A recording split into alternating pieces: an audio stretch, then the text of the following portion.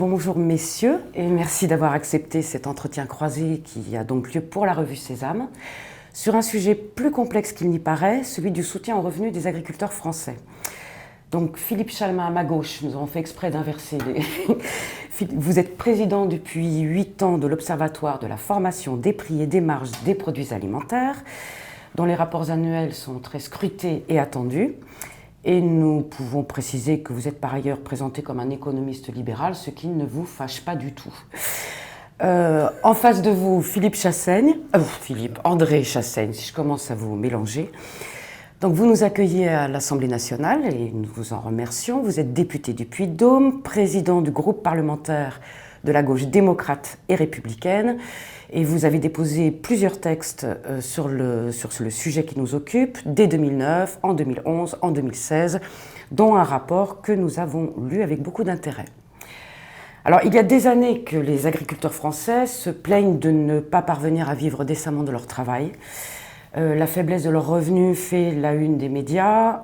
Ces chiffres ont beaucoup circulé. 20% d'entre eux ne dégageraient aucun revenu, un tiers toucherait moins de 350 € par mois. Bon, c'est une moyenne, donc il faudra revenir sur ces chiffres.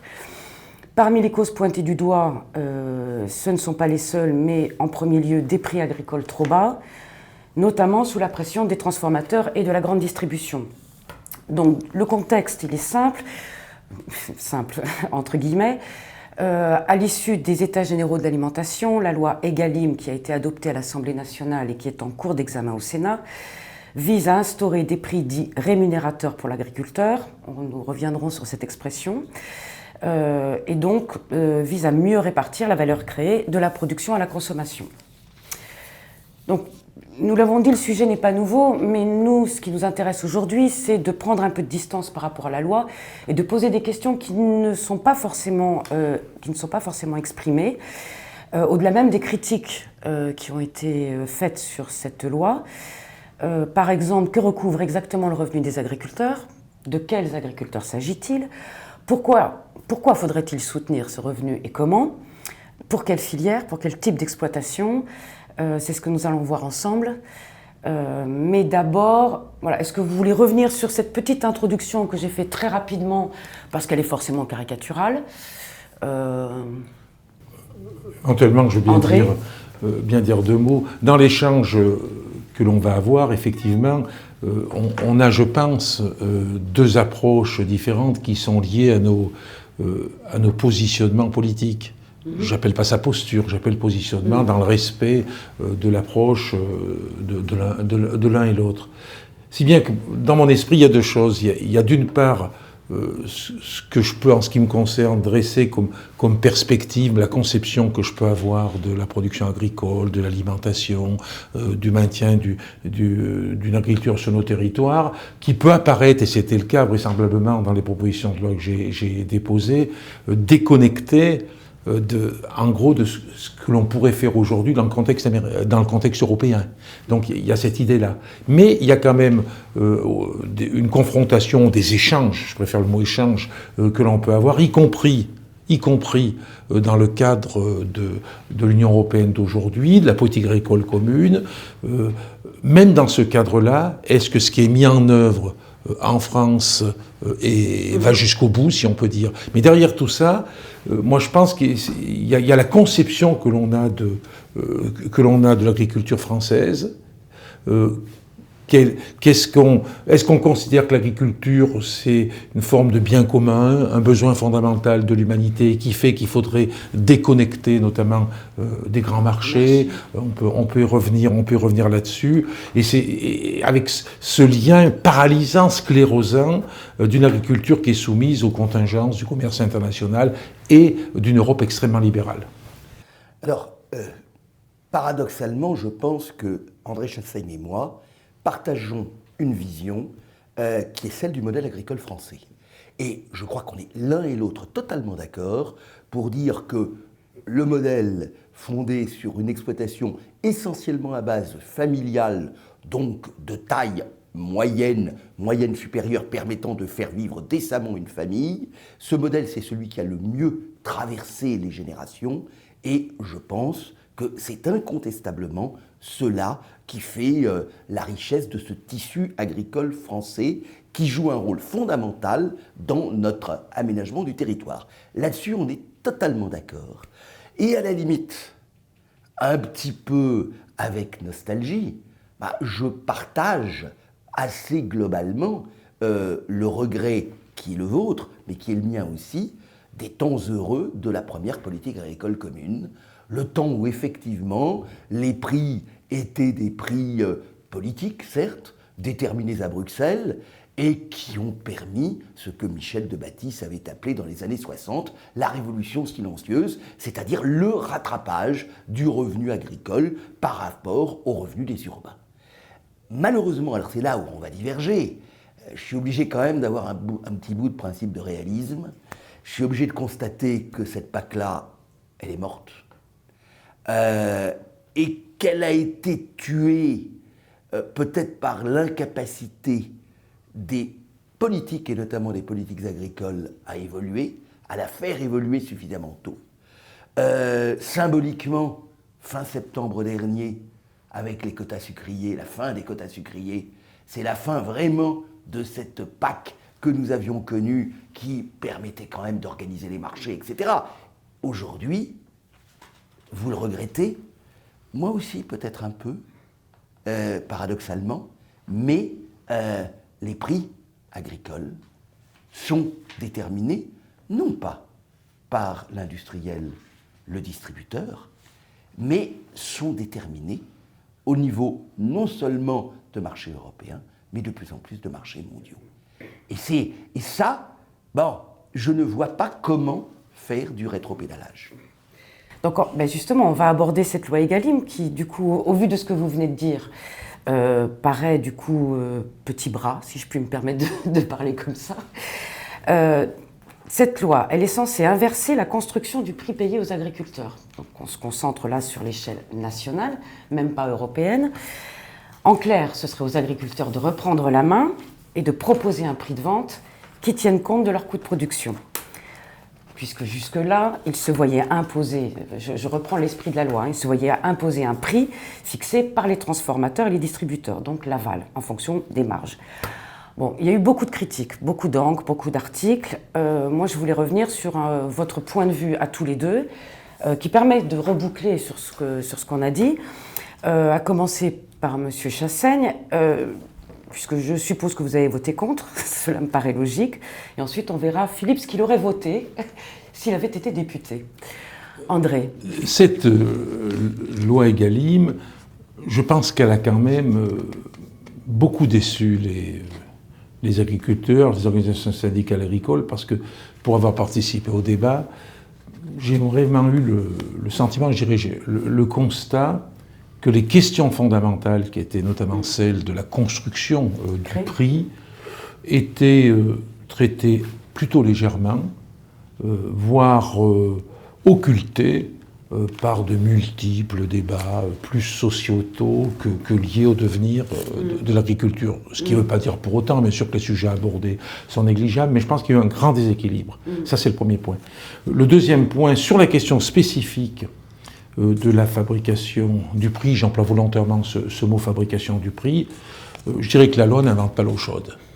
Parce que si on fait une remontée historique de ce qu'a lancé Bruno Le Maire en 2010-2011, si ensuite on passe, en sautant quelques étapes, à la loi Sapin 2 par exemple, je ne pense pas que la loi présentée par Stéphane Travert, en fait, marque beaucoup d'évolution. Certes, le fondamental par rapport, encore une fois, à la fabrication du prix qui avait été initié ou confirmé par le maire, c'est un rôle grandissant des organisations de producteurs.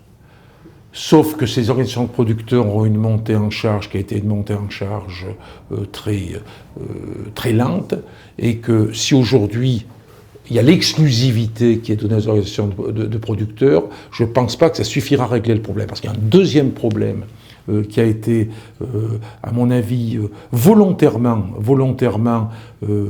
pas ignoré, mais rejeté puisqu'il y a eu de gros débats, il y a eu des débats là-dessus, c'est la question du rapport des forces. Oui. Entre, par exemple, la grande distribution et les producteurs, avec les industriels aussi. Vous faites souvent, dans l'Observatoire des prix et des marges, vous montrez quel est le poids des uns et des autres. Ce serait intéressant, d'ailleurs, de revenir là-dessus. Ça m'intéresse d'avoir ce regard-là. Donc, cette question du rapport des forces, qui, à mon avis, est liée par nature, c'est l'ADN du système libéral.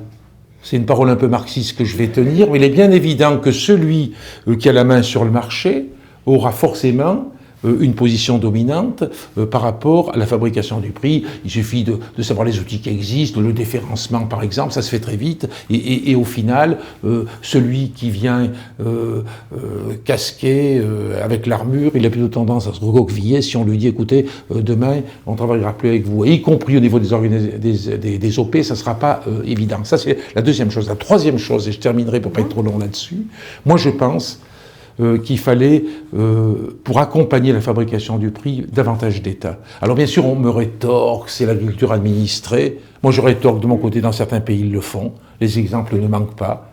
Les exemples ne manquent pas. Et quand on regarde, y compris dans des pays extrêmement libéraux, hein, sur les États-Unis, que ça peut être le Canada ou d'autres, l'intervention, j'allais dire la Chine aussi, comme pays libéral, hein, c'est-à-dire l'habit fait pas le moine, quelquefois, et donc l'intervention de l'État est beaucoup plus forte. Et je pense qu'il fallait donner plus de boulot, par exemple, ils en ont déjà beaucoup à l'Observatoire des prix et des marges, parce que pour moi, c'est un acteur qui est un acteur déterminant. De même, il y a la commission de contrôle du commerce, il y a des différentes commissions existent, il y a France Agrimaire. Moi, je regrette que dans cette affaire-là, l'État, et ça a été confirmé ensuite par Ferrand, se lave les mains en disant nous, on crée les conditions aux organisations de producteurs de s'organiser pour pouvoir obtenir des prix rémunérateurs. Pour citer le chiffre, avant de passer la parole à Philippe, le chiffre que vous évoquiez, qui est tiré de l'Observatoire, dans 100 € de dépenses alimentaires, de consommation alimentaire, il y aurait 1,6 € pour les produits agricoles domestiques. Non, alors c'est pas tout à fait ça, d'accord. Non, dans 100 €, alors je cite de mémoire, dans 100 € de consommation alimentaire... De consommation. De consommation. Quand vous dépensez 100 €, il y a 7,8 € de valeur ajoutée de l'agriculture. D'accord. Puisqu'on raisonne en termes de valeur ajoutée. Quand vous dites valeur ajoutée mais pas les différentes filières, du producteur. La valeur ajoutée de l'agriculture représente 7,8 €, la valeur ajoutée de l'industrie représente 10,8 €, voilà à peu près. Et par contre, parce que tout simplement, quand nous consommons des produits alimentaires, nous consommons de plus en plus de services et la part agricole de notre panier alimentaire est de plus en plus faible.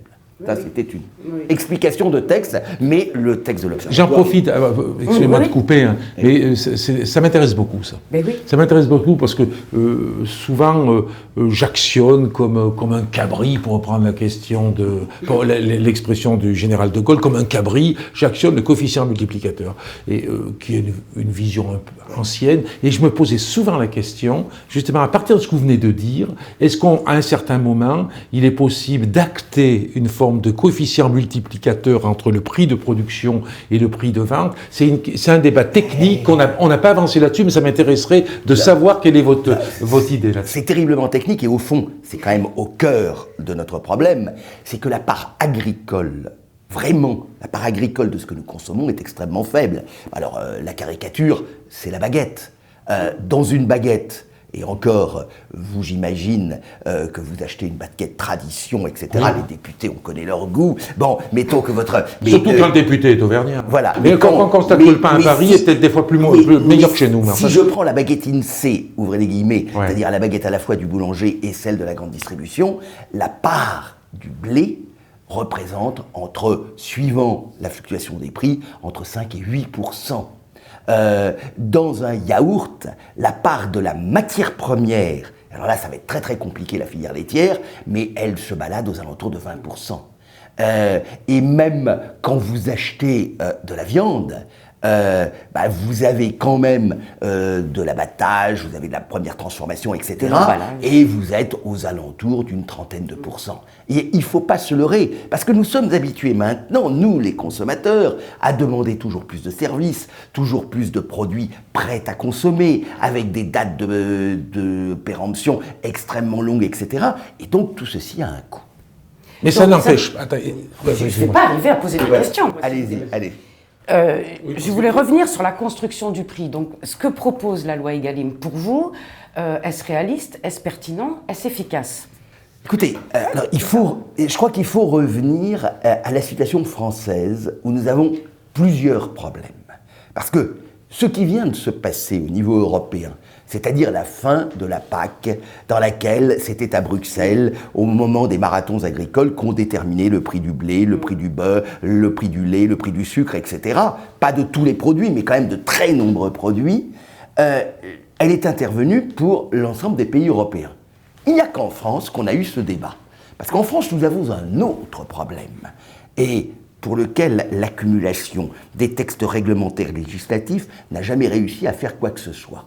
C'est que nous sommes le seul pays où les relations commerciales sont marquées au coin de la défiance la plus absolue.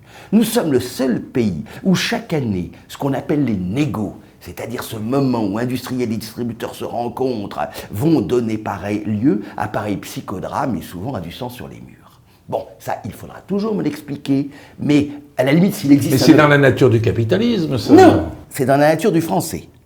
Parce que... Du français capitaliste. Oui, mais le capitaliste allemand, le capitaliste britannique sont des gens qui sont capables de s'asseoir, comme nous le sommes, de signer un contrat et de se revoir un an plus tard. En France, à peine l'encre du contrat est-elle signée qu'on va la remettre en cause. Alors, donc ça, c'est notre deuxième problème.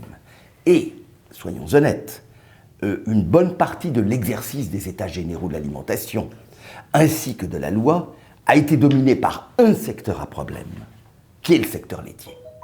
Et je dirais que c'est un petit peu en pensant au lait que l'on a très largement imaginé ce prix qui serait négocié par la proposition de l'amont.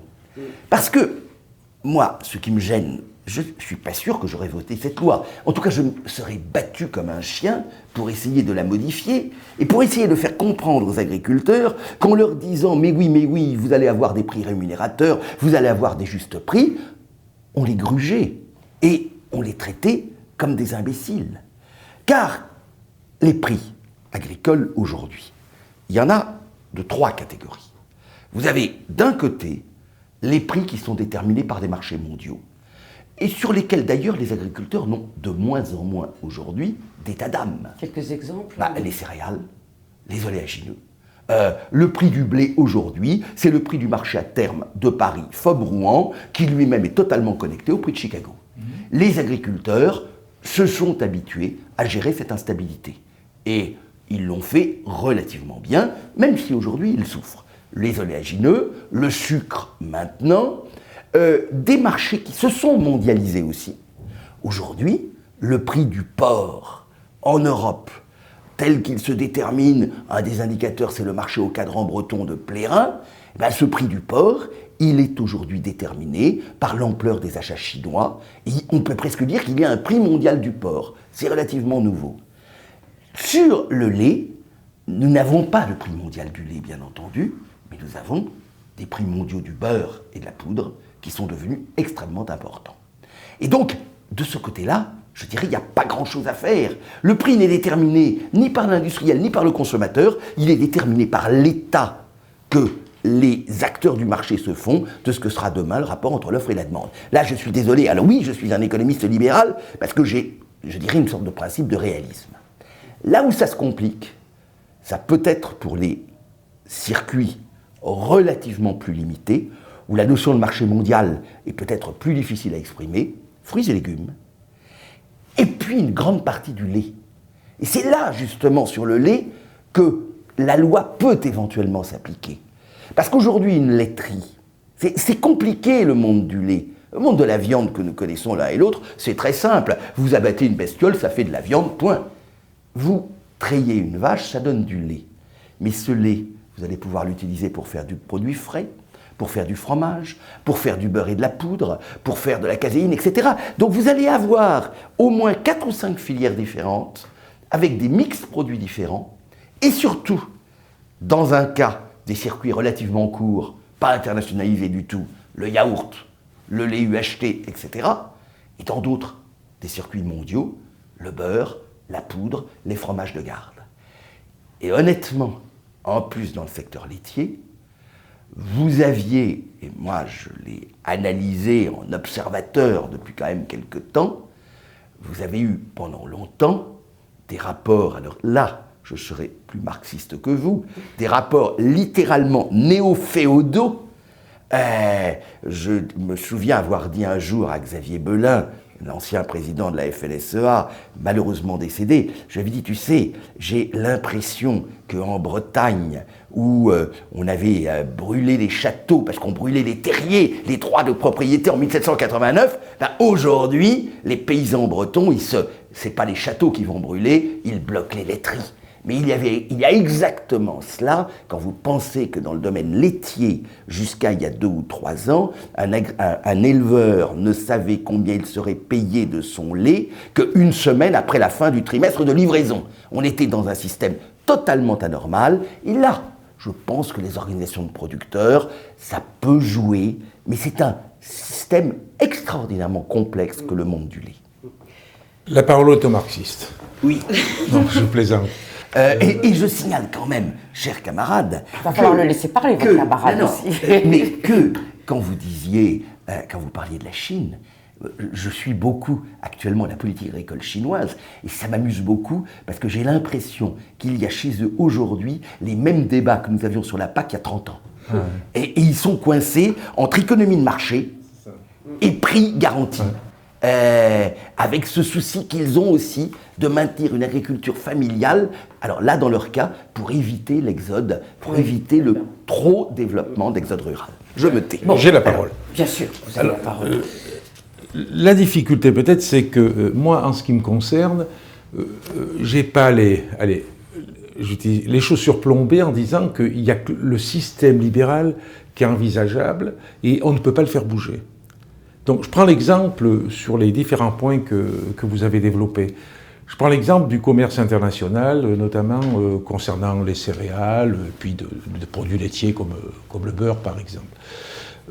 Certes, il y a ce système de l'offre et la demande, qui est d'ailleurs aussi très lié au climat. Je veux dire, c'est-à-dire la volatilité des prix et à des critères multiples en quelque sorte. Mais moi, je crois qu'il y a une évolution possible, en tenant compte de ce que d'ailleurs les économistes libéraux appellent les externalités, et qu'à un moment ou l'autre, il va bien falloir qu'on tienne compte des coûts externes du commerce international, en termes notamment d'influence sur le réchauffement climatique, ces coûts qui aujourd'hui, et j'allais dire, donc au niveau environnemental, et au niveau social aussi, et donc sans être un protectionnisme, franchement je ne suis pas un protectionniste, mais quand même avec la prise en compte des différentiels que l'on peut avoir au niveau social, au niveau contrainte environnementale, c'est-à-dire que véritablement, je crois qu'il faut une évolution par rapport à ça, et je ne désespère pas qu'au niveau mondial, cette évolution puisse avoir lieu. Ce qui est contraire d'ailleurs aux accords de libre-échange qui peuvent être passés aujourd'hui, parce qu'on nous dit bien dans ces accords de libre-échange, il y a une négociation pointue par rapport à ce type de questions, mais j'y crois pas beaucoup. Je crois qu'essentiellement c'est laisser circuler les produits alimentaires. C'est en fait, je caricature un peu peut-être, mettre en œuvre ce que l'économiste Ricardo, ça devait être au début du 19e siècle, c'est-à-dire que c'est les avantages comparatifs, et malheureusement, ce commerce mondial, c'est les avantages comparatifs, et avec tous les effets très négatifs que ça peut avoir. Donc moi, je pense qu'on peut avoir une maîtrise, quand même, enfin une évolution par rapport à ça, et d'ailleurs, ça commence à monter, c'est un premier point. Le deuxième point, ça c'était par rapport à cette, disons, l'impossibilité d'agir sur le commerce mondial. Je crois qu'on peut agir s'il y a de la volonté politique là-dessus. De la même façon, si on prend l'exemple du lait, certains pays le font. J'ai regardé, j'ai sorti là un peu ce qui se passait, j'avais utilisé d'ailleurs dans un rapport que j'ai fait sur une de mes propositions de loi sur le Canada. Oui. Le Canada, ils sont arrivés, non seulement au niveau du lait cru, mais au niveau du lait transformé, à avoir une politique qui n'est pas forcément d'ailleurs une politique protectionniste, mais ou du moins qui protectionniste pour le producteur, qui protège le producteur. Il se fixe le prix. Ils mettent, j'ai été regarder ça encore ce matin sur donc quel est le prix étalon qui est calculé par l'administration et qui est donc qui est la référence régionalisée. Attention, ça va même plus loin que ça. C'est bien l'État qui... Oui, c'est l'État, régionalisé. À partir de là, ils mettent en place un dispositif qui permet de garantir un revenu régulier aux éleveurs. Et en plus de ça, ce qu'il y a de très très intéressant, c'est qu'ils organisent aussi un lissage de production pour que les industries laitières puissent avoir une production régulée sur l'ensemble de l'année. Ce que je veux dire par là, ils ne sont pas les seuls à le faire. Et c'est pas les seuls à le faire. Est-ce qu'on peut pas avoir...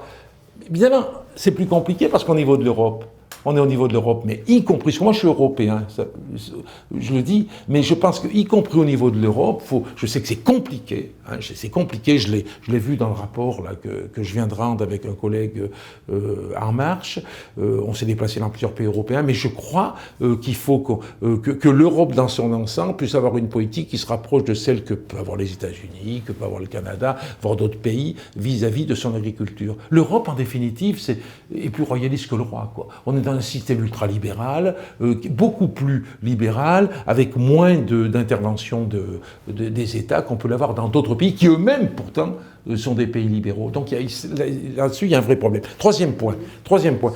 Moi, c'est un point que vous auriez abordé, mais enfin, je l'aborde, ça me semble important, c'est cette évolution de l'agriculture vers plus de relocalisation. Que ça soit au niveau, d'ailleurs, dans son ensemble. Pourquoi tous ces trafics qui sont liés au système, on pourrait relocaliser davantage, y compris en termes de commercialisation, mais je pense à cet appel d'air extraordinaire que représentent les productions locales, toute une politique qui serait une politique alimentaire sur les territoires, tout ce qui touche aux circuits courts. Mais quand je parle de circuits courts, je préfère les circuits courts géographiques que forcément les circuits courts tels qu'on les a dans le bio, où 80% du bio qui est vendu dans la grande distribution est produit ailleurs qu'en France, je veux dire. Et je pense que là, si on développe ce parti pris politique, quand je dis ça, j'ai bien conscience qu'on ne va pas disparaître notre agriculture. Quand on développe ce parti pris politique, je pense qu'on a une marge avec la montée en gamme, au niveau de la qualité des produits, avec les productions sous signe de qualité, avec des projets de territoire au niveau alimentaire, avec vraiment beaucoup de volontarisme là-dessus et d'accompagnement. Je crois qu'on a vraiment une marge pour aller vers ce que vous disiez tout à l'heure, c'est-à-dire une agriculture qui est une agriculture plus familiale, à petite échelle, et qui montre économiquement, je terminerai là-dessus, qui montre économiquement, ça c'est indéniable, qu'avec cette révolution, alors c'est pas la révolution silencieuse de Baptiste, que je connaissais bien, parce qu'en fait, il habitait ma circonscription. Oui, il était de chez vous. Et mon épouse, d'ailleurs, est de sa commune. Je connais bien Madame de Baptiste. Partagiez un bureau, peut-être. Oui, mais je connaissais très bien de Baptiste. Mais il y a eu cette révolution silencieuse dont vous avez parlé. Mais maintenant, je crois qu'il y a une autre révolution qui est en train de se mettre en œuvre, avec une relocalisation de l'agriculture, le signe de qualité et tout ça. Donc, il y a vraiment quelque chose à prendre en compte là-dessus. Juste une petite parenthèse, il faudra prendre en compte aussi la révolution numérique avec les plateformes de distribution qui n'ont plus rien à voir, mais on en reparlera à la fin. Moi, Philippe, il y a quelque chose sur lequel j'ai envie de vous interroger. Est-ce qu'on peut resituer à l'échelle de la planète le niveau d'intervention français ? Parce que j'ai l'impression qu'il y a des images d'Épinal qui circulent et qu'il y a des pays dans le monde qui soutiennent plus leur agriculture que nous, finalement. C'est ça. Vous avez parlé du Québec, donc c'est une régie des marchés agricoles. Je songe à l'Inde, qui a mis un système qui coûte une fortune, mais qui a mis un système d'achat public des produits agricoles. Et apparemment aux États-Unis, il y a également un niveau de soutien important. Vous pouvez nous éclairer là-dessus? Alors, vous avez paradoxalement totalement raison. Pourquoi paradoxalement? Non, paradoxalement, parce qu'on est tellement habitué à dire que l'Europe soutient son agriculture, on a tellement été habitué à ce que, dans les négociations du GATT, l'Europe soit le mauvais élève qui soutient son agriculture, etc. Aujourd'hui, vous avez raison. L'Europe, et là, André Chassaigne a totalement raison, l'Europe a été, sur le champ agricole, prise par des démons libéraux que personne n'imaginait. Croyez bien que j'ai toujours été partisan de ce que j'appellerais une exception agricole. Que lorsqu'il y a, je ne sais pas, il y a maintenant 8 ou 9 ans, j'étais membre du Conseil d'analyse économique auprès du Premier ministre de l'époque, ça devait être Dominique de Villepin, c'est moi qui avais fait le rapport sur l'avenir de l'agriculture en France et en Europe. À l'époque, j'étais parti avec l'idée, nous allons sauver les quotas laitiers. Parce que je pensais que le système des quotas laitiers permettait une assez juste répartition de la production laitière sur le territoire. Alors j'étais un peu stalinien, en ce sens que j'aurais attaché les quotas à la terre, car c'était à mon sens la seule justification comme outil d'aménagement du territoire. Un recouplage. Et je me suis rendu compte très rapidement que plus personne n'en voulait, que nous étions largement minoritaires, que cette opinion était largement minoritaire en Europe, mais que même quand j'allais dans la banane bleue, dans le bout de la banane bleue, c'est-à-dire en Bretagne, etc., ils n'en voulaient plus les quotas. Parce qu'ils avaient besoin de croître, de se développer, etc. Ça, c'est le premier point. Il faut rappeler que pourquoi est-ce qu'il y a eu cette évolution? C'est que le monde agricole aujourd'hui ne pèse plus rien du point de vue politique. Que nous en parlions tout à l'heure en aparté, nous comptons sur les doigts même d'une seule main les quelques députés européens français qui s'intéressent au thème agricole, alors que nous avons tous les vers possibles et imaginables de la planète pour lesquels l'agriculture devient une sorte de zone d'expérimentation de leurs idées parfois les plus farfelues. Donc, de ce point de vue-là, il faut être clair. Oui, le système québécois est remarquable, parce qu'il est d'une extraordinaire rigidité. Les pénalités quand vous produisez 1 litre de lait de plus sont léonines. Et donc, c'est un système fermé dans lequel, en plus, on s'interdit toute forme d'exportation que ce soit. Vous auriez pu parler de la Suisse, qui est à peu près dans le même genre. Ça, oui. Vous auriez pu parler du Japon. L'Inde est un admirable système. Ah, c'est génial, leur système. Alors, ça leur coûte la peau des fesses, on est d'accord. Il faudrait peut-être l'expliquer en 2 mots. Non, parce qu'ils garantissent... Il faudra en dire 2 mots, d'ailleurs. Oui, il faudra en dire 2 mots de l'Inde. Il y a en Inde des prix qui sont des prix garantis et qui sont rémunérateurs pour les producteurs. Et il y a par ailleurs des subventions pour les consommateurs pauvres, avec un niveau de pauvreté qui doit toucher 4 à 500 millions de personnes. Même le grand prix Nobel indien, qui était quand même vu dans la grande tradition keynésienne, etc., trouvait que là, il y avait exagération. Mais, ceci étant, ça leur a coûté très cher. Ils ont maintenu leur tissu rural, à la différence de très nombreux pays du tiers-monde. Il y a toujours des gens qui crèvent de faim en Inde, enfin, qui souffrent de pauvreté alimentaire en Inde. Il y en a quand même moins qu'ailleurs. Il faut rappeler, aux États-Unis, vous avez raison. Alors, la politique agricole américaine, elle est différente. Il y a quelques garanties de prix, pas beaucoup, et il y a surtout des aides directes. C'est ça.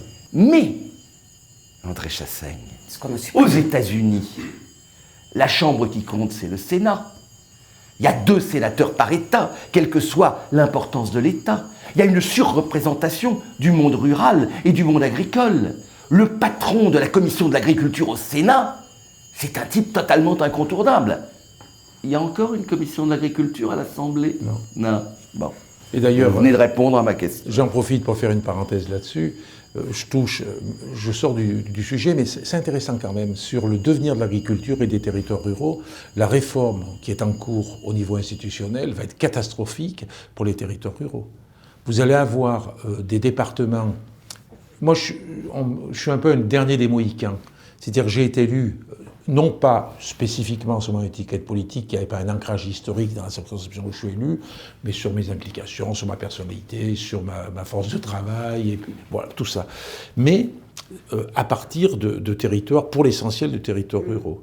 Aujourd'hui, en limitant le nombre de députés, dans tous les départements, les espaces ruraux vont être avalés par l'urbain et le périurbain, et on n'aura plus, je le dis, on n'aura plus de députés qui seront là pour défendre le monde rural, à quelques exceptions près. Si vous avez un député pour la Creuse, un pour la Lozère par exemple, ça va être dramatique. Et déjà, moi je le vois, en termes de voix pour défendre le monde rural, et pour s'intéresser, pour avoir du goût sur les questions de l'agriculture, effectivement, on est déjà peu nombreux. Moi j'ai vu depuis 2002 l'évolution qui fait qu'on est vraiment peu nombreux, et on se trouve aujourd'hui avec des députés hors sol, en quelque sorte, pour faire une allusion à l'agriculture, des députés hors sol. Mais moi, je trouve que c'est intéressant, cette approche sur le fait qu'aussi les politiques, elles sont faites aussi par des hommes et des femmes qui sont attachés à leur territoire, aux populations de leur territoire. C'était une parenthèse. Mais oui, mais il faut prendre conscience de cela. La politique agricole commune, elle a joué un rôle fondamental dans la construction de l'Europe. Aujourd'hui, alors malheureusement l'Europe est en crise en plus, on n'a plus de grands projets, et ça ne peut pas être l'agriculture. Alors l'agriculture pèse encore presque une 40% du budget européen. Avec une nuance. Ouais.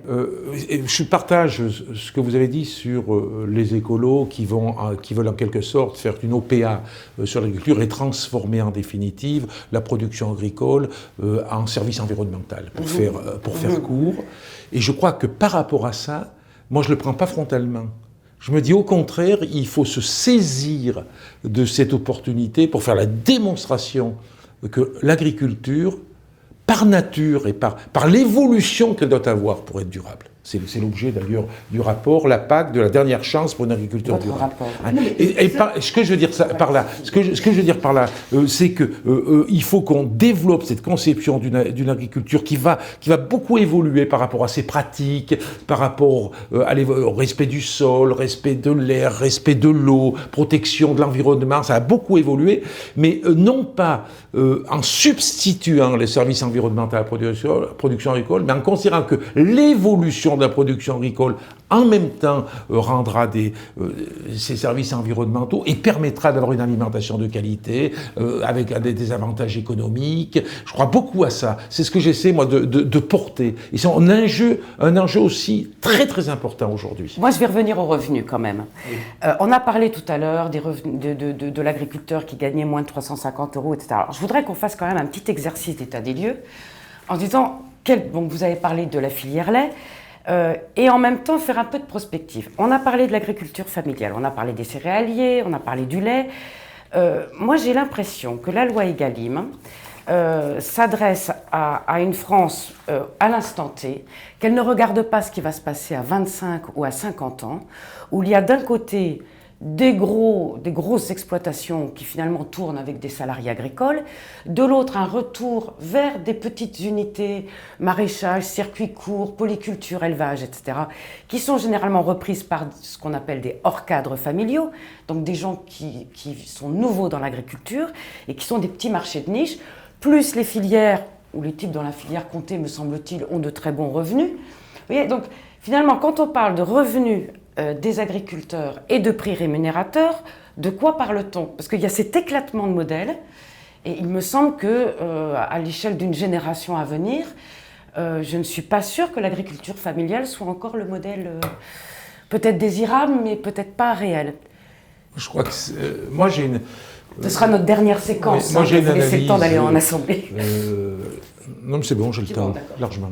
Il faut qu'on ait une approche très globale sur l'ensemble du territoire et sur l'ensemble de production agricole. Et moi, je pense que l'agriculture en question est amenée à grandir. Cette agriculture sur si on règle le problème du foncier, attention, si on l'accompagne, si on l'accompagne et se règle la question... Le font certaines métropoles avec des ceintures maraîchères. Voilà, c'est ça. Moi, je pense que c'est amené à se développer. D'ailleurs, ça se développe, ça se développe.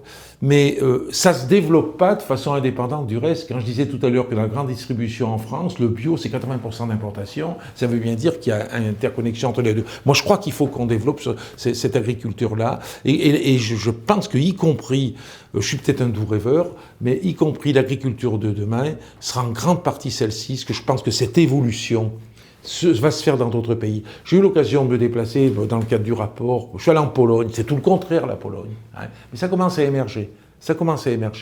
C'est sûr qu'en Pologne, ils sortent des États totalitaires, des soi-disant pays socialistes, avec ils ont bouffé du collectivisme en quelque sorte, et le libéralisme s'est mis là-dessus, s'est mis là-dessus de façon effrénée. Ça explique d'ailleurs en grande partie les problèmes sur des grandes surfaces. C'est pareil en Roumanie, j'étais en Roumanie il y a 2 semaines, le problème est le même. Mais il y a une évolution qu'on peut faire, il faut qu'on tire aussi l'Europe vers le haut par rapport à ça. Et je pense que les signes de qualité, notamment une autre conception de l'agriculture, va petit à petit grandir dans l'autre pays européen, parallèlement aussi à une évolution du niveau de la société. Alors la question du revenu, des agriculteurs, des filières, je crois qu'il faut se dire que chaque exploitation est une histoire particulière. Donc je serais assez d'accord sur l'idée, il ne faut pas opposer les bons et les mauvais. Bien sûr qu'il faut, quand on le peut, jouer la carte de l'agriculture de proximité, des circuits courts si on le peut, des signes de qualité, finalement de tout ce qui peut différencier, monter en gamme, vendre au fond. Mais tout le monde ne pourra pas le faire, d'une part, et d'autre part, au niveau du consommateur, si tout le monde fait du bio, il n'y aura plus de différence.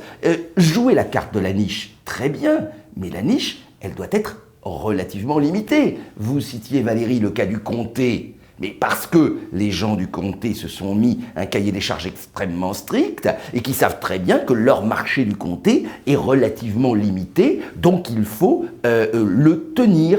Et ils le tiennent bien. Ils sont d'ailleurs de temps en temps attaqués pour... alors là, de ce côté-là, il y a un côté de la loi sur lequel vous pouvez quand même aller un peu plus loin, qui est celui de ronger les ongles et les dents de la Commission de la concurrence. On peut dire qu'on peut traiter le cas des endives de manière différente que celui des téléphones portables. Bon, donc, chaque exploitation est une histoire différente.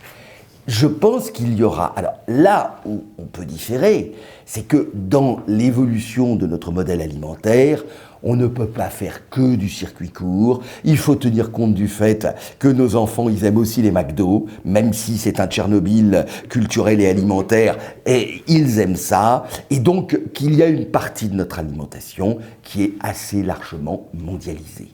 Et donc, que malheureusement, je ne vois pas... Alors, je ne pense pas que l'on peut circle the wagons, on ne peut pas se refermer comme une huître. D'abord, parce que politiquement, ça ne passerait pas, même au niveau français, que techniquement, ça devient totalement infaisable. Il faut qu'on arrive quand même à sauver quelques éléments de la PAC pour justement aider aux revenus, qui sont toutes les subventions aux contraintes environnementales que nous mettons de plus en plus sur les agriculteurs. Il y a quand même un point, c'est que il faudra toujours m'expliquer comment il se fait que la France ait la conception la plus rigide dès qu'il s'agit d'appliquer les règles et les normes. Comment il se fait qu'en Espagne, les porcs ne polluent pas, là où ils polluent beaucoup en Bretagne, et ils ne polluent pas du tout aux Pays-Bas? Il faudra m'expliquer cela. Donc ça s'appelle la cogestion? Ça s'appelle probablement un peu plus de cogestion. Ça s'appelle aussi... Alors, un autre point, c'est de dire, non, il peut y avoir la place pour la ferme de 1000 vaches, tout comme pour le sympathique exploitant sur sa montagne dans le Puy-de-Dôme. Il peut y avoir la place pour l'un et pour l'autre. Je pense que, malgré tout, il y a une barrière. Et quand je parle d'un équilibre de l'agriculture familiale, c'est un modèle dans lequel le seuil, c'est vraiment le salariat. il y a un seuil de taille lorsque vous passez à un salarié. Alors ensuite, une autre chose, j'ai dit chaque exploitation est une histoire particulière. C'est pareil en termes de revenus. Nous montrons dans le rapport de l'Observatoire que, effectivement, à l'instant T, la plupart des productions agricoles ne rémunèrent pas leurs producteurs à l'équivalent de leur coût de production tel qu'on peut les calculer en intégrant le coût du travail, 2 SMIC par UTH, et le coût du capital. Alors ceci est extrêmement variable. L'année dernière, les producteurs de porc ont gagné de l'argent. Aujourd'hui, ils en perdent. Il y a 4 ou 5 ans, les producteurs de céréales, c'était le nirvana. Aujourd'hui, ils sont en négatif. Les producteurs de lait, c'est à peine à l'équilibre. C'est plutôt en dessous de l'équilibre aujourd'hui. Et ça fluctue. Voilà. Mais ce qu'il faut intégrer, c'est que la réalité, de quoi parlons-nous? De l'exploitation, de l'entreprise, de la famille. Combien d'exploitations vivent grâce au salaire du conjoint ou de la conjointe à l'extérieur? Il faudra toujours m'expliquer. Valérie est toulousaine, je suis basque. Et je fais beaucoup de montagnes dans les Pyrénées. On ne peut pas être parfait. Nos Pyrénées... Dites donc, monsieur Chassaigne, un peu de correction. Nos montagnes pyrénéennes sont pauvres. Je suis toujours frappé quand je vais faire de l'alpinisme en Suisse, de voir que les montagnes suisses sont riches. Parce que, effectivement, le monde agricole suisse a su utiliser le capital que pour représenter le tourisme à la ferme, etc. Je suis frappé de voir 60% de soutien du revenu quand même aussi. Et oui. Je l'entends bien, mais ils emmerdent personne. Donc le libéralisme a des limites. Non mais attendez, ils n'emmerdent personne parce qu'ils n'exportent pas. Oui. Les Suisses, d'abord ils sont tout petits et ils ont toujours dit, nous on n'exporte pas, on ne va pas sur les marchés mondiaux. Le problème c'est que nous on exporte. Le problème c'est que nous on n'a pas été... Si on voulait aller jusqu'au bout de la logique de la PAC, il aurait fallu à ce moment-là mettre en place des quotas, et des quotas stricts interdisant toute forme d'exportation. C'est ce que je voulais faire sur le lait. Tout le monde me riait au nez, en me traitant d'ailleurs de collectiviste dangereux. Oui, c'est ce que j'allais dire. Hein. Voilà. Un peu communiste sans le savoir. Mais oui, comme le on ne se refait pas. Alors, l'Indiville portable, vous vouliez intervenir là-dessus? Ah bah oui. Sur le prix, je reviens sur les prix, parce que c'est vrai que j'ai pas trop abordé la question des prix. Quand vous disiez qu'on pouvait avoir à la fois, par exemple, la ferme des 1000 vaches et l'exploitation familiale d'Auvergne, faut être très attentif au fait que la fabrication du prix, quand même, et le caractère très qui bouge beaucoup des prix est lié aussi aux conditions de production. C'est-à-dire si vous multipliez des fermes de 1000 vaches, ça va forcément tirer les prix vers le bas. En termes de rentabilité, il y aura une influence directe sur le maintien de la petite exploitation. De la même façon, c'est un problème important, on le voit d'ailleurs dans la confrontation qu'on a avec l'Allemagne, si vous tirez la majeure partie de votre revenu agricole d'énergie renouvelable, par exemple. C'est pas mal. Voilà. Non, mais ce que je veux dire, il faut être très attentif à avoir une vision qui ne soit pas... bien sûr, dans la vision libérale, c'est la compétitivité, donc on se bouscule par rapport à ça. Moi, je suis quand même très, très attaché au fait qu'on ait une vue bien globale, qu'on peut déséquilibrer un secteur très large en accompagnant trop ou en favorisant ce type de production qui, en définitive, tronque au final le coût de production parce que il y a une rentabilité. Attends, je termine, camarade. Il y a une rentabilité extrême ou parce que il y a beaucoup de ventes, notamment d'énergie et tout ça. Je voulais être attentif à ça. Donc, il faut qu'on ait une vision très mesurée là-dessus. La deuxième chose, c'est un sujet que je voulais quand même aborder. Si on rentre dans le moule de ce qu'est l'Europe aujourd'hui, parce que c'est bien aussi de dire... moi, je dis souvent, j'essaie de porter des perspectives politiques, ça c'est mon idéologie, hein, mais en même temps, je suis toujours très sensible à mettre la main dans le cambouis, en quelque sorte, ou dans le tracteur, dans le moteur du tracteur. Et prenons l'exemple, vous avez allusion à ça, et j'y ai réfléchi d'ailleurs dans le rapport que j'ai fait. C'est sur, en fait, tout ce qui touche aux règles de concurrence au niveau européen. Vous y avez fait allusion avec les endives, notamment. Eh bien, je crois qu'il doit y avoir une évolution par rapport à ça. Elle était minime, l'évolution avec Omnibus, là, qui permet quand même, règlement Omnibus, qui permet quand même, dans un organisme de producteurs, de pouvoir avoir une forme d'entente, ce qu'on appelait cartel avant. Mais ça, d'ailleurs, c'est le résultat aussi, ça s'appuie sur la jurisprudence des endives, hein, où pour la première fois, à partir de la jurisprudence, il y a une jurisprudence des endives qui fait que quand même, on a tenu compte de la possibilité d'aller vers un prix d'entente, dans la mesure où il y a une organisation de producteurs. Je pense qu'il faut faire évoluer ces règles de la concurrence au niveau européen en s'appuyant sur l'exception agricole. C'est une bagarre à conduire. Et on voit bien, et c'est ce que vous disiez d'ailleurs tout à l'heure, il faut qu'il y ait politiquement, on arrive vers les élections européennes, il faut porter ça, parce que on ne peut pas se limiter à dire l'Europe est le plus libéral au niveau mondial, plus que les États-Unis et tout ça. Donc il y a une volonté politique à avoir, et je pense même, moi je l'ai dit durant le débat, à travers, et aux rapporteurs, je pense même que la France, elle a trop tendance à se mouler en quelque sorte dans ce qu'elle croit être la règle européenne, et quelquefois on peut davantage bousculer la règle européenne qu'on peut le dire. Il faut politiquement être offensif. On l'a vu avec l'étiquetage des produits. Quand l'an dernier, quand il y a 3-4 ans, pas tout seul, j'avais déposé une proposition de loi, mais d'autres étaient dans la même orientation que la mienne par rapport à ça. Au début, qu'on a parlé d'étiqueter la viande transformée, par exemple, ou les produits laitiers qui ont un étiquetage, le FOL nous a dit « mais c'est impossible, l'Europe ne peut pas ». Et on a vu qu'ensuite, ça a un peu évolué avec Hamon, avec la loi sur la consommation, et au final, certes pour une période expérimentale, mais on est quand même arrivé à obtenir un étiquetage. Ce qui veut dire, il faut bien aussi qu'on ait cette volonté de faire bouger au niveau européen. Et ça, je dis ça en mettant les mains dans le cambouis, même si je pense que l'agriculture européenne devrait être complètement différente de ce qu'elle est aujourd'hui et pas soumise à cette concurrence débridée, en fait, cette obsession de la compétitivité et tout ça. Parce que sinon, on n'arrivera pas au niveau du prix à garantir. Je reviens à cette question du prix. Alors maintenant, sur le prix, là, ça demande aussi je trouve qu'on travaille insuffisamment en France, ce genre de choses. Il faudrait qu'on travaille aussi. Peut-être qu'il y a aussi une possibilité d'avoir ce qu'on appelle les tunnels de prix.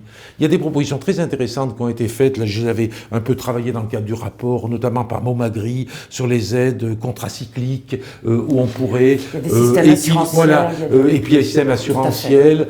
On pourrait peut-être avoir une forme de lissage qui pourrait se faire, mais on avance très peu là-dessus, en fait, en France. Je sais pas. Vous avez été consulté, vous, de votre côté, vous avez été auditionné sur cette question à l'approche de l'étude de la loi ? Oui, en tant que président de l'Observatoire, déjà, nos oreilles n'ont pas arrêté de sonner et de tinter sur le rôle que pouvait avoir l'Observatoire. Et c'est vrai. C'était pas en négatif. Hein, mais je l'ai apprécié.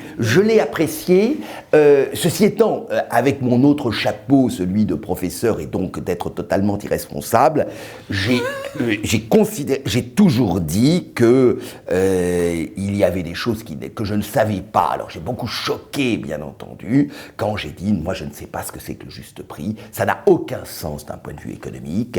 Je ne sais même pas ce que c'est qu'un prix rémunérateur. À un moment donné, un prix et la résultante des anticipations que l'on se fait de ce que sera demain le rapport entre l'offre et la demande. Si je veux sortir de cette notion de prix de commodité, il faut effectivement que j'arrive à prouver à mon client éventuel que mon produit est bien meilleur. Ouais, mais quand vous êtes paysan, vous savez ce que c'est que le juste prix. Quand vous êtes paysan et que vous vivez de votre travail, et que là, vous savez ce que c'est que le juste prix. Le juste prix, c'est ce qui permet à l'exploitation. Ça vous permet de vivre, de bien vivre, et ça permet aussi de préparer l'avenir. Le juste prix, c'est aussi dans la perspective du maintien. Mais je suis d'accord, mais là, vous êtes... Là, il ne faudra pas le couper, ça. Là, vous êtes aristotélicien, et vous vous inscrivez dans toute la tradition de la doctrine sociale de l'Église catholique, saint Thomas d'Aquin, la théorie du juste prix. On est totalement d'accord, et je serais heureux de vous recevoir à Confesse en sortant d'ici. Mais malheureusement, dans le monde tel qu'il s'est développé depuis 2 siècles, dominé par l'économie de marché, qui quand même a fait des choses pas si mal que ça en termes de développement économique, c'est pas comme ça que ça fonctionne. Est-ce que, pour essayer de vous... Je vais quand même préciser qu'après, non mais j'arrête, c'est une plaisanterie, là vous pourrez le couper, c'est que je veux bien aller à confesse, mais quant à l'acte de contrition, le jour où salut de notre Père, il va falloir que je révise. Moi, j'aimerais qu'on termine sur l'acceptabilité sociale, même si c'est une notion que je déteste. Oui. Parce qu'on parle là du soutien aux revenus, des prix, etc. Et puis il y a la société et le consommateur. Il faut se rappeler quand même qu'en France, il y a aussi de la précarité alimentaire, que l'acte d'achat est piloté aux 2/3 par le prix bas. Donc, est-ce que le prix rémunérateur, c'est pas aussi, non pas un coût, enfin une résultante de l'offre et de la demande, mais un consentement à payer? Je vais bien dire deux mots là-dessus. Dans un contrat entre la société et son agriculture. Je pense que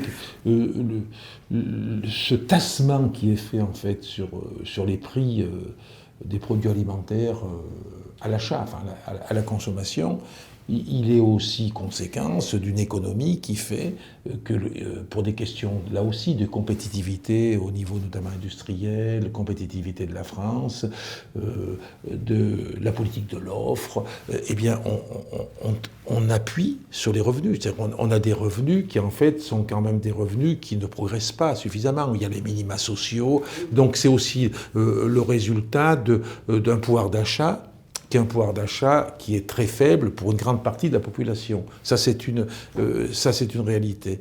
Donc, c'est pour ça que moi, je pense qu'il faut se battre aussi, parallèlement à ça, pour augmenter le pouvoir d'achat des Français, hein, des catégories les plus humbles, les moins privilégiées. Ça, c'est une chose. Ensuite, la question, c'est de savoir, effectivement, quand il y a le juste prix en termes de prix rémunérateur pour le paysan, mais aussi il y a le juste prix en termes, est-ce qu'on paye l'alimentation à son bon niveau, par exemple. Vous savez, toutes les études qui sont faites, quand on voit ce qu'on leur va mettre, par exemple, dans notre portable, dans tout ça, et par rapport au prix qu'on met pour se nourrir, il y a eu, au niveau de notre civilisation, il y a eu une glissade incroyable. Donc derrière tout ça, moi, je crois beaucoup à l'éducation. Il faut quand même que la dimension éducation de l'alimentation revienne au premier plan. Pas seulement éducation au sens scolaire, mais j'allais dire éducation populaire. C'est pour ça que je suis très attaché, moi, à des démarches territoriales, d'explication, redonner du sens à l'alimentation et à la production. Je crois beaucoup à ça, à cette dimension. C'est là aussi, vous avez peut-être pensé que je suis un peu rêveur, mais je crois beaucoup à faire évoluer les consciences, là-dessus. Et le troisième point, c'est que le prix, on ne peut pas le séparer de la qualité, de la sécurité sanitaire, même si il y a une diabolisation qui est faite. Il y a quand même des problèmes au niveau de l'agroalimentaire, mais il y a quand même une diabolisation là-dessus. Mais on peut pas le séparer et puis de ce lien avec le territoire. Si on veut vivre dans un territoire préservé, il faut des paysans. Et les paysans ont fait deux. Moi, je voulais le dire aussi, parce qu'on le dit insuffisamment, je le dis souvent, il y a une évolution considérable. Arrêtons de diaboliser la production agricole, vraiment. Moi, je les vois autour de moi, j'ai des principales de collège, d'un petit collège rural, je vois mes anciens élèves qui sont le cul sur le tracteur, comme je leur dis souvent, qui ont tendance à foncer derrière tout ça, mais ils ont évolué. Ils ont évolué. Je les vois bien de leur façon de le rapport qu'ils ont avec la production, le rapport qu'ils ont avec la nature. Il n'y a peut-être pas une révolution culturelle énorme qui a été faite, mais il y a une prise en compte. Et là, je termine là, il y a une prise en compte qui, en plus de ça, vient du fait, y compris de ce que vous disiez tout à l'heure, c'est-à-dire qu'il y a les familles. Il y a les familles, il y a le regard des enfants, il y a le regard de la conjointe qui va être infirmière, aide-soignante ou enseignante, et qui donc est plongée en dehors de la ferme, hein, l'exploitation agricole. Et donc il y a une prise de conscience qui grandit beaucoup. Mais je suis très sensible au fait qu'il faut qu'on redonne à la fonction paysanne toute sa dignité par rapport à ça, et qu'on arrête de... Moi, ça me déglingue, ça, qu'on puisse... cette approche sociétale, là, qui voit tout des regards des bobos, enfin, tout ça. Et puis, il y a l'idée aussi, on n'en a pas parlé, certes, il faut des aides européennes. Moi, je ne suis pas de ceux qui disent qu'il faut supprimer toutes les aides européennes. L'autre jour, il y avait un amendement en se fixant comme objectif, sur la proposition de résolution que je vais défendre tout de suite, en disant qu'il faut qu'en 2025, il n'y ait plus d'aide européenne. Enfin, bon, vraiment, les mecs ils marchent sur leur tête en marchant quelquefois. Et donc, il faut redonner sa dignité, qui est aussi, au fait, j'emploie l'expression dans le rapport, les agriculteurs ne sont pas des mendiants. Ils ne sont pas des mendiants. Ils détestent ça. Ouais, et donc, il y a tout ça. Ils veulent vivre de leur travail. Voilà ils ne veulent pas vivre on reprend le débat pour une autre heure, bien entendu. Non. Alors, on conclut là, on est dans la conclusion. Un, justement, dans mon modèle d'agriculture familiale, il y a une chose qu'ils ne peuvent pas comprendre, c'est qu'il y a ce rapport de l'homme à sa terre. Et ça, c'est fondamental. Et quand on me dit agriculteur pollueur, etc., c'est faux.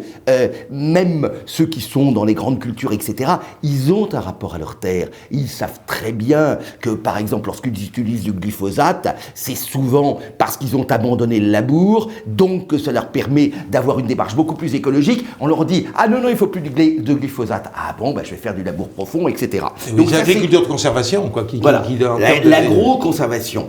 Deuxième point, quand on parle du consommateur, c'est vrai que quand on lit le rapport de l'Observatoire, le grand gagnant, c'est le consommateur. Car lorsque je regarde les prix, je dirais des grands produits de base alimentaire, votre tranche de jambon d'York, votre kilo de steak haché, votre plaque de beurre, votre panier de fruits et légumes, les prix au stade du consommateur sont d'une extraordinaire stabilité, voire en léger déclin depuis la dizaine d'années que nous suivons cela. Et ça, c'est un cas très français, largement lié au fait que la grande distribution, qui est très agressive en France, utilise l'alimentaire comme un cheval de bataille. Ça, voilà. Ceci étant, donc c'est le consommateur qui est le grand gagnant, mais en la limite, il ne s'en rend pas compte, ce d'autant plus qu'il consomme de moins en moins de ces grands produits de base et de plus en plus des produits à plus forte valeur ajoutée. Vous n'allez pas manger un simple yaourt nature, bon, vous allez avoir plus de machin chose, plus de crème de marron, tout ce que vous voudrez. Donc vous allez rentrer dans un modèle de consommation dans lequel, et c'est là où c'est difficile, il n'y a pas de lien entre le prix payé par le consommateur et le prix agricole qui rémunère le producteur. Et c'est là où c'est relativement difficile. Et c'est vrai que, et je terminerai là-dessus, c'est vrai qu'on a besoin des aides, puisque une partie des externalités de l'agriculture positives ne sont pas payées. Voilà. C'est ça. Et donc, les aides sont légitimes. C'est ça. Elles sont totalement légitimes. Il faudrait dire pas les appeler des aides, mais les appeler des rémunérations pour services rendus. Moi, à l'époque, j'avais été très partisan. Souvenez-vous, c'était les gens de gauche d'ailleurs, c'était à l'époque de Glavany, me semble-t-il me souvenir, c'était les CTE, les contrats territoriaux d'exploitation. C'était un contrat entre chaque agriculteur et la société qui rémunérait, et au fond... Moi je trouvais ça bien, moi. Alors, c'était très lourd administrativement, mais c'était à mon avis la seule solution, parce que ça prenait en compte l'extrême hétérogénéité des exploitations, et ça donnait un projet. On a préféré les aides européennes, compliquées en plus par le génie bureaucratique à la française, ce qui fait que mes copains agriculteurs me disent « moi j'ai 3 journées de travail, parce que le soir, je remplis les papiers et j'essaie d'être à peu près dans les normes européennes, revues et corrigées par la bureaucratie française, voire éventuellement régionale. Vous voyez ce que ça peut donner. Mais c'est légitime, il faut se battre pour qu'elles survivent, et il serait absurde de les faire disparaître, parce que vous avez des activités qui n'ont pratiquement, notamment par chez vous, l'élevage allaitant. Bien sûr. Alors l'élevage allaitant, c'est un cas très... On va pas rentrer dans alors on va pas refaire l'élevage allaitant, mais c'est vrai que s'il en est qui perdent de l'argent, c'est les producteurs de bovins, c'est les producteurs de moutons, etc. J'ai deux observations très rapides. Oui, j'ai 2 observations très rapides, mais c'est normal parce que vous êtes un libéral, alors je termine un peu là-dessus. Vous passez directement du producteur au consommateur, mais n'oublions pas qu'entre le producteur et le consommateur, il y a la filière et qu'il y a de la valeur ajoutée à toute la filière et que je crois savoir que le regard d'observateur des prix et des marges là-dessus montre bien qu'il y a aussi une analyse à faire sur ceux qui tirent le plus de valeur ajoutée au détriment des producteurs, par exemple. On ne peut pas faire l'impasse là-dessus. Ah, on lance pas le débat là, parce que faut que j'ai le mot de la fin.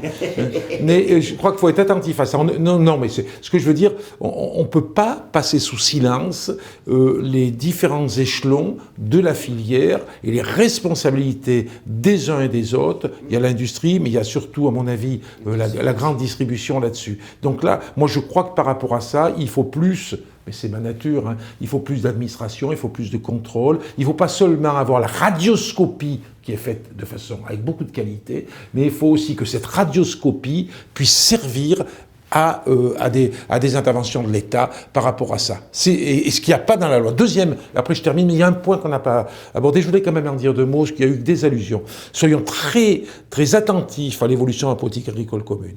Il y a un risque, c'est vos propos d'ailleurs qui m'y ont fait penser, il y a un risque terrible de renationalisation.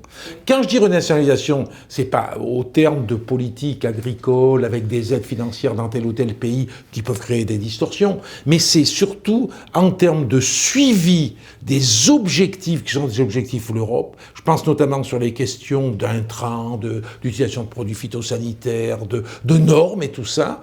On risque au contraire, c'est la grande difficulté de la simplification.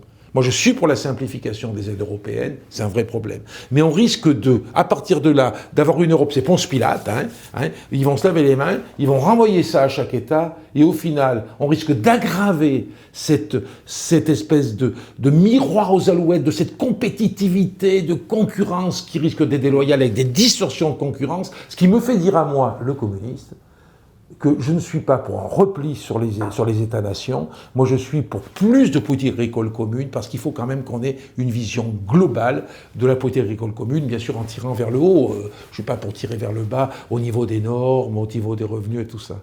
Alors, si je peux me permettre simplement, parce que je suis assez d'accord sur le dernier point, mais pour une autre raison totalement cynique, je ne suis pas pour la renationalisation, parce que la renationalisation, ça voudrait dire du cofinancement, et que je ne vois pas aujourd'hui en France des manières d'augmenter les budgets consacrés à l'agriculture. Donc malheureusement, il y a d'autres pays qui ont pris depuis longtemps la carte du cofinancement et qui savent le faire. En France, on a tellement pris l'habitude de tout regarder à Bruxelles qu'il n'y aura pas un sou, et vous ne serez pas capable à l'Assemblée de voter des sous pour augmenter les dépenses françaises consacrées à l'agriculture. Merci beaucoup, messieurs. Je suis presque tentée d'applaudir.